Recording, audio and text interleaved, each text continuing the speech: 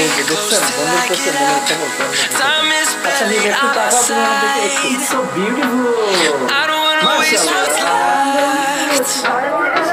The storms we chase are leading us, and love is all we'll ever trust. Hello viewers, আসসালামু আলাইকুম। আশা করছি আপনারা সবাই ভালো আছেন। আলহামদুলিল্লাহ, আল্লাহ পাক ভালো রেখেছেন। তো নতুন একটা ভিডিও আসলে আপনাদের সাথে শেয়ার করতে যাচ্ছি। তো এখন অলমোস্ট রাত 8টা বাজে। আজকে এই ভিডিওটা আসলে দেওয়া সম্ভব হবে না। তো যাই হোক, যেহেতু শুরু করেছি, মিম বারবার বলছে যে কোনো অবস্থাতে যাতে ওকে আমি ক্যামেরাতে না নেই, সে নাকি আমার ভিডিওতে আর আসবে না। তো আপনাদেরকে একটু দেখাইতে চাই। খুবই সুন্দর দেখতে পাচ্ছেন ডেফিনেটলি। আপনারা কি চলতেছে একটু জানতে পারি কি? মানে একেবারে বধূ বেশে, মানে বিষয়টা অনেকটা এরকম না? আপনাদের কাছে কি মনে হচ্ছে? আমারে দেখাও না, মানে বধূ বেশে কিনা একটু একটু যদি একটু বলতে না। আমার মন ভালো লাগতেছে না, এই কারণে আমি ভাবতেছি একটু বসে কি করব। হ্যাঁ, কি করতেছেন আপনি একটু বলেন, জনসম্মুখে একটু বলেন না। আমার ভালো ভাই লাগতেছে না। আমি আশ্চর্য হয়ে যাই, মানে তার এত ধৈর্য কোন জায়গা থেকে আসে? সে বসে বসে টিকটক করতেছে। মানে আমি একটু মানে ঘুমানোর খুব ইচ্ছা ছিল, যাই হোক আরশিয়ার কারণে ঘুমাইতে পারি নাই। এখন মানে একটু আগে আমি একটা আইনি ভিডিও দিলাম। আসলে আমি তো ব্লগ ওইভাবে দেওয়া সম্ভব হয় না বা কন্টিনিউ দিতে পারি না, তো একটু চেষ্টা করলাম। এখন দেখেন পরিস্থিতি দেখেন, সে টিকটক করতেছে। টিকটক না, আমি এমনি ভিডিও করতেছি। ভিডিও তুমি আমি এটা শুনছি। ওর টিকটকে গিয়ে আপনারা দেখবেন কি জানো, নাই টেলিফোন নাই রে পিয়ন নাই রে টেলিগ্রাম, বন্ধুর কাছে মনের খবর কেমনে পৌঁছাইতাম। টিকটক নাই তো ওর টিকটক, ওর যে চ্যানেলের নাম লিখে সার্চ দিলে পেয়ে যাবেন। এই শ্রাবণ, আমার টিকটক ভিডিও কি আবার ভিউ হয় না কি হয়? না ভিউর বিষয় না, আমি বলছি তুমি টিকটক করতেছিলে কিনা। ভিউ তো ডাজন্ট ম্যাটার। এই যে দেখছেন বন্ধুর কাছে মনের খবর কেমনে পৌঁছাইতাম। আচ্ছা মিম একটু তাকাও তুমি আমার দিকে, একটু ক্যামেরার দিকে একটা মিনিট তাকাইছি। কি হইছে? তুমি কি মানে তোমাকে মানে নাস্তার কথা বলেছিলাম? আমি চা বানাই খাওয়াইনি। আচ্ছা, চাটা যদি নাস্তার মধ্যে পড়ে তাহলে আমি খুবই হ্যাপি। সংসারে সব কাজ করেই তো বসছি, আমার ভালো লাগতেছে না। মানুষের মুড সব সময় থাকে আরশিয়া, তুমি প্লিজ এসো না প্লিজ। এমা আমো আরশিয়া এসে দেখতেছে যে আমরা মানে কি বলবো ভিডিও করতেছি, ওই সব করে দাঁড়ায় হাসি করতেছে। তুমি এখন ভিডিও করতেছো তাই না? না ভিডিও করতে না, মানে আমার বড় দোষ তোমার বের করে দেখাই। আচ্ছা এত পেছাল এখানে আর পারবো না। ও টিকটক করতেছে, করুক, আমার কিছু বলার নাই, ঠিক আছে। তো এখানে আসলে মিম যেহেতু বসে আছে, ওর একটা এক্সপিরিয়েন্স শর্টলি ছোট্ট করে, সেটা হচ্ছে তুমি তো তোমার দাঁতের ট্রিটমেন্ট শেষ করলে প্রায় 2 মাসেরও বেশি সময়। আচ্ছা 2 মাসের বেশি সময়। একটু সবার জন্য বলো তো, লাস্ট যে দিনটা অর্থাৎ গত পরশুদিন মনে না, তোমার কেমন কষ্ট হয়েছিল? কষ্ট মানে কি, কিছুক্ষণের জন্য মনে হচ্ছিল যে মাথার রগ ছিঁড়ে বের হয়ে আসবে। মানে আমি হচ্ছে ক্যাপ পরাইছি দাঁতে, তো তখন মানে এমন জোরে চাপ দিয়ে দাঁতটা মানে লাগাইছে আর কি।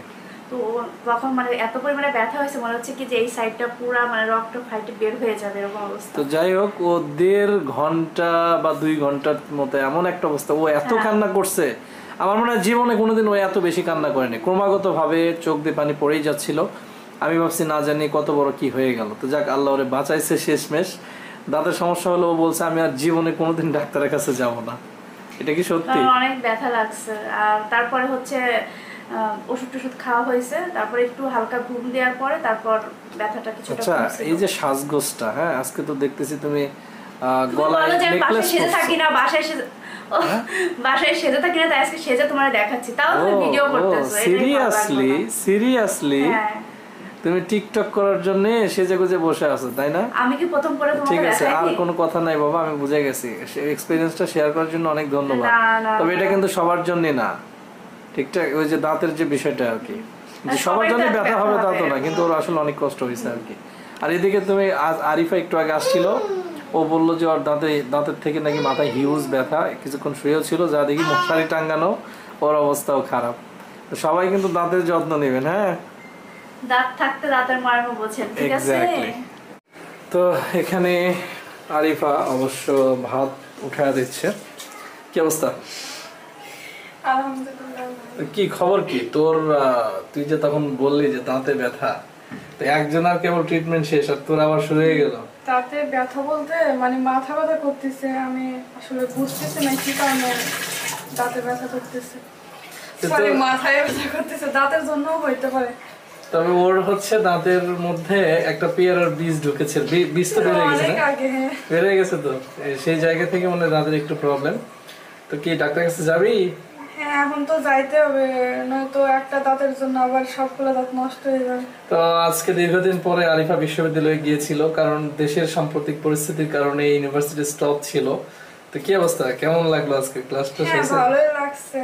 ক্লাস হওয়া সেটা বড় কথা না, কিন্তু ফ্রেন্ডদের সাথে দেখা হয়েছে আর কি। আচ্ছা, ক্লাস হওয়া কিন্তু বড় কথা না, ফ্রেন্ডদের সাথে দেখা হয়েছে এটাই বড় কথা। কিন্তু হ্যাঁ, আর আজকে নাকি অনেকদিন মারামারি হয়েছে বদ্ধ বলছিস? পরিবেশে থাকতে থাকতে আমার মানে এত বোর ফিল হয়, ভালো লাগে না অনেক সময়। আজকে কি মারামারি হয়েছিল? মারামারি হয়েছে বলতে একটা, যাক ওগুলা শুনতে চাই না, না, এটা টুকটাক বাদ একটু দে। ঝামেলা ছিল। কিন্তু আসলে আবার মনে হয় দেশে মানে আন্দোলন শুরু হচ্ছে, যার আমাদের কারণে দেখা শিক্ষা যাচ্ছে। প্রতিষ্ঠান বন্ধ। ওএমজি মানে আজকে থেকে আবার campus এই off তোমার হয়ে মেয়ে গেছে। তোকে কি দেখাতে নিয়ে আসছে একটু দেখো। মনে হয় আবার আন্দোলন শুরু হচ্ছে। এই আরিফা দেখো, আসো তোমাদের ওয়াও দেখাতে আসছে। ওয়াও, মাশাআল্লাহ। দেখি মাম্মা, আসি, বাবাকে দেখা। দেখি দেখি। ওয়াও, মাম্মা লুকিং সো বিউটিফুল, মাশাআল্লাহ মাশাআল্লাহ। তোমার বাবা বানাই দিতে এরকম। মাম্মা পড়ে যাবা। তো এখন এই দেখেন কি অবস্থা করে রাখছে, এটা কোনো বেড?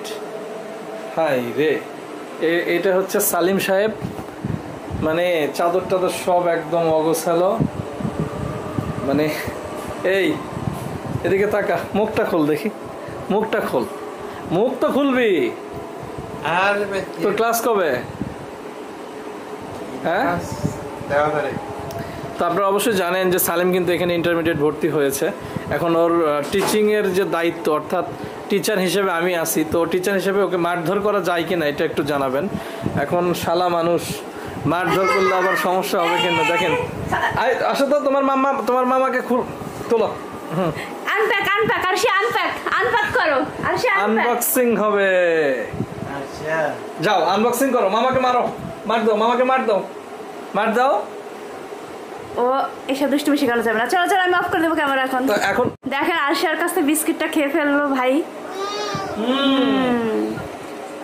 এই তোরা মানে ওরে টিচার হিসেবে, আমি যেহেতু ওর টিচার, এখন ওরে মারধর করা যাবে কিনা সেটা একটু জানাবেন। ও মানে সারাটা দিন আমাকে দেখা যাচ্ছে, ও সারাদিন কোনো পড়াশোনা করে না, কোনো কিচ্ছু করে না, শুধু খাবে আর ঘুমাবে। তো আমার শাশুড়ি তো মিমকে বলে দিয়েছে যে যাতে আমি শাসন করি, বাট আমি এখনো শাসন শুরু করিনি। চকলেট লাগছে আর আগামীকালকে মনে হয় প্রথম ওরিয়েন্টেশন ক্লাস।